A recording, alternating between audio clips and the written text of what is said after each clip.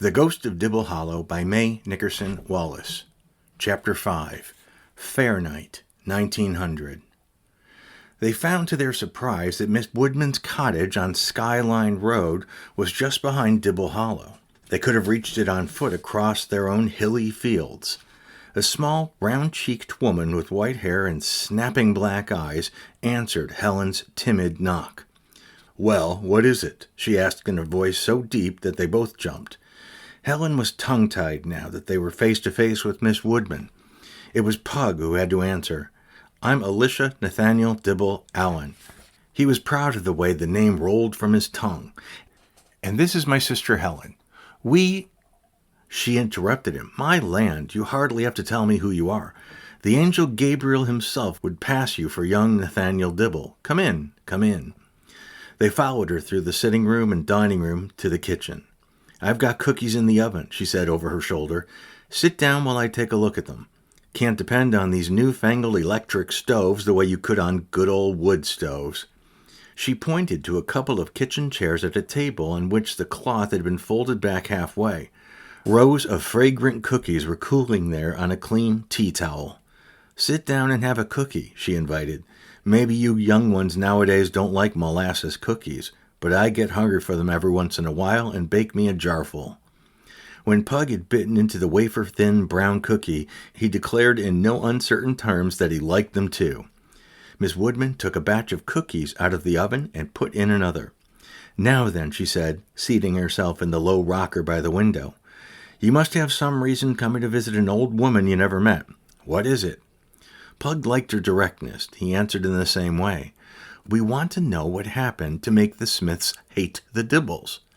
Before answering, Miss Woodman got up and transferred the cookies from the cooling tin to the tea towel on the table.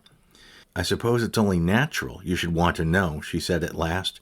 "Miles Dibble and Eb Smith were thick as thieves.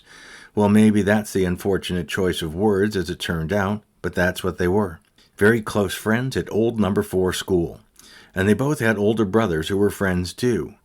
What split the families wide apart happened at fair time the fall I was 13 years old. The Smiths and the Dibbles had made quite a bit of cash money at that fair, what with prize bulls and selling some mighty good livestock and having a couple of fast horses. Our fair always had some good racing. Anyway, it turned out that they trusted the older brothers to take the money home, and the older brothers paid Eb and Miles to do it for them, so they could stay longer for some hijinks that evening. Miss Woodman took a peek in the oven while Pug and Helen waited breathlessly for her to go on. No one knows exactly what happened, of course. Eb said they were followed by a couple of those young men who always hang around country fairs hoping to gull a few country bumpkins. Eb thinks they saw the money change hands from the big boys to the younger ones and figured it'd be like taking candy from a baby to get it. So Eb and Miles split up. Eb was to take the men on a wild goose chase, while Miles was to take the money home. Pug's heart was pounding with excitement as he listened. He felt as if he were living the adventures with Miles and young Eb. To make a long story short, Eb says he threw them off the trail, but when he got home, there was no sign of Miles. When the grown-ups got back, there was still no Miles at either house, and no money either. So the Smiths accused Miles of running off with the money. "That couldn't be true," Pug exclaimed. "Mom says a Dibble's word has always been good as his bond. She's always telling us to remember that and keep it so. Doesn't she, Helen?"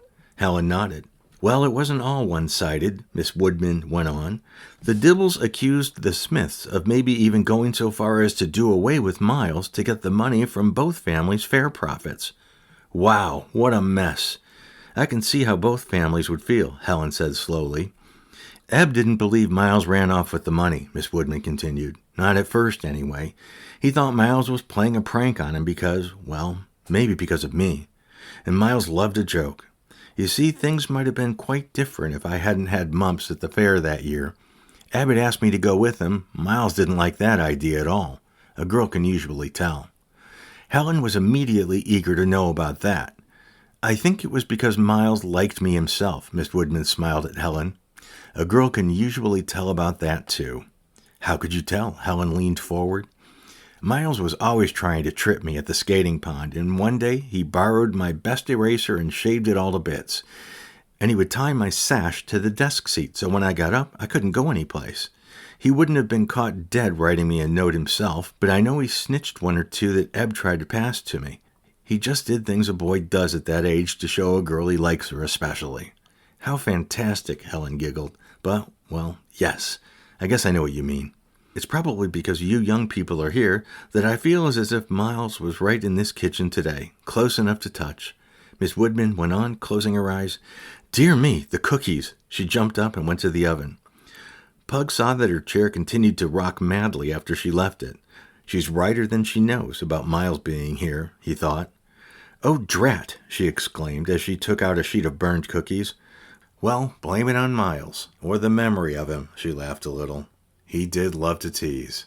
"What about the thieves the boys said followed them?" Pug asked, bringing her back to the subject that interested him most. "What? Oh, they were never found. That was what finally convinced Eb that Miles might really have taken the money after all. Because Eb said that it was Miles who felt that they were being followed. It was Miles who suggested that they split up. Afterwards, Ed began to wonder whether there really had been anyone on their trail, especially when Miles was not found either. Of course, the Dibbles had a memorial service for Miles when it seemed he must be dead.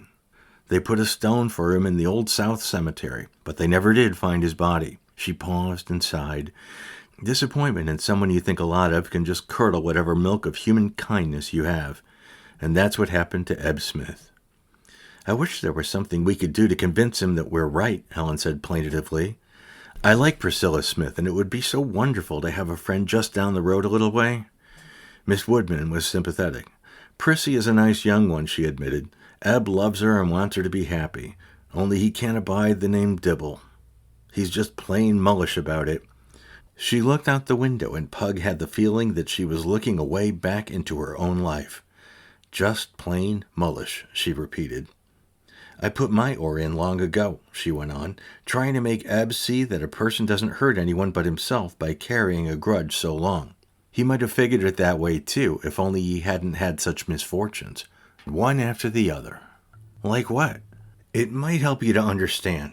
Miss Woodman leaned back in her chair and began to rock gently. "Eb married a city girl who was out here visiting one summer, and they had a son. But Eb's wife died young, and he brought up the boy single-handed. The son was a restless lad, and as soon as he was old enough, he ran off to the city. Later he married, but the year Priscilla was born, he was killed in the Far East. Eb brought the mother and baby back to Twin Maples and took care of them. Then Priscilla's mother took sick, and after a long illness, she died. It left Eb with a lot of debts and a small girl to bring up." "Zowie, that's a lot of misfortunes, all right," Pug said, "but he could hardly blame it all on Miles." "True enough, as far as it goes, but I guess he can't forget about the money that was lost that night they were children.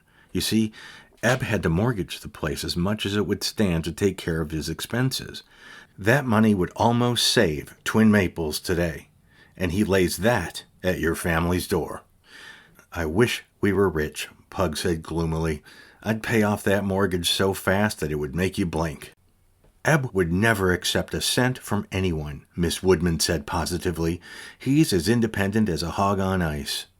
Unless it was his half of the money that he and Miles were guarding, he would just be stiff-necked enough to refuse help. I'll never believe that Miles ran away with that money. He was a terrible tease and a show-off, but I can't believe he would do that. Still, I don't think the Smiths ever got the money either." Pug and Helen thanked her and promised to come again, as she invited them to do. They were silent almost half the way home. "You know, I had the queerest feeling while she was telling us about Miles Dibble," Helen said finally, "especially when she said he seemed close enough to touch. It was creepy." She shook her head as if to rid herself of such nonsense. "We ought to try to do something about that mortgage, even if it wasn't our fault," she added firmly. "You heard Miss Woodman. She said Mr. Smith is as independent as a hog on ice." "Maybe so, but we just might think of something." She pedaled abreast of Pug and then coasted. "If we could just think up a way to scrape up enough money, perhaps we could plant it somewhere for him to find." Pug was only half listening to Helen. He was impatient to get the whole story straight from Miles. Suppose Miles didn't show up again. Coming soon, Chapter 6.